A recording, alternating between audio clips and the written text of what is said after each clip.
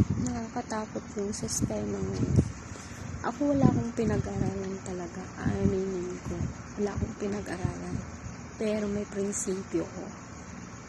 Kasi ako, kapag ako ang nagrabyado, ipaglalaban ko talaga. Kahit pa wala akong pinag-aralan. Ito kasi, yung sistema ngayon, napakahirap intindihin yung mga sistema ngayon. Kasi, yung mga kabataan ngayon, kunwari, may sinaktan ka, binugbog mo, ang nasa isip lang yung ng agrabyado sila, mag-uusap kayo sa barangay. Pag nag-usap kayo sa barangay, pipilitin kang makipag-arigluhan kapag hindi napatunayan yung ginawa nila sa'yo, yung medical, kunwari pinilit nila na hindi ka nila binugbog, tapos hindi ka gagastuhan, tapos ang yabang-yabang pa. Tapos pag lumabas na yung medical na yun, ang lumabas na yun ay nasaktan mo siya talaga, di mag-uusap kayo dun sa barangay. Mag-uusap kayo sa barangay, pipilitin ka nilang makipag-arigluhan. Ang arigluhan na gusto nila, yung nagastos mo sa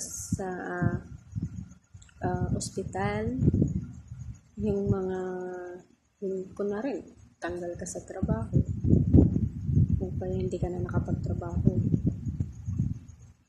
Ang iniisip nila, kaya nilang bayaran yun. Pero, ang hindi nila iniisip, kung sa akin kasi napakasakit yung ginawa nila. Kung sinaktan ka. Tapos ang iniisip lang nila, kaya nilang bayaran ng pera yung ginawa nila na sinaktan ka. Kasi maayos naman sa barangay Anong sistema?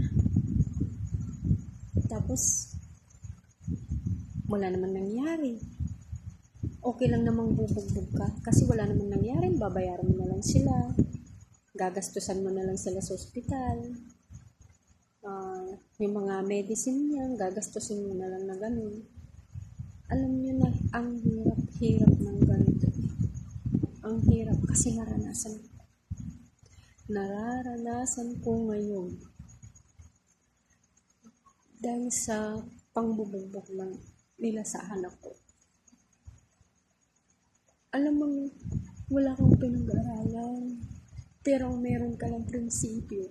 Yung prinsipyo, yung ginawa nila sa anak mo, na wala silang karapatan, nabugbugin at sa mata pa. Tapos pipilitin kang makipag-arigluhan. Kung ariglong sinasabi nila, babayaran ka lang sa nagastos mo. Yung araw na hindi nakapagtrabaho. Tama ba yun? Tama ba yun? Yung nangyayari ngayon, tama ba yun?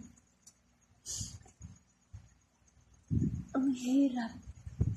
Maging mahirap talaga. Kasi pera yung umiikot sa kanila.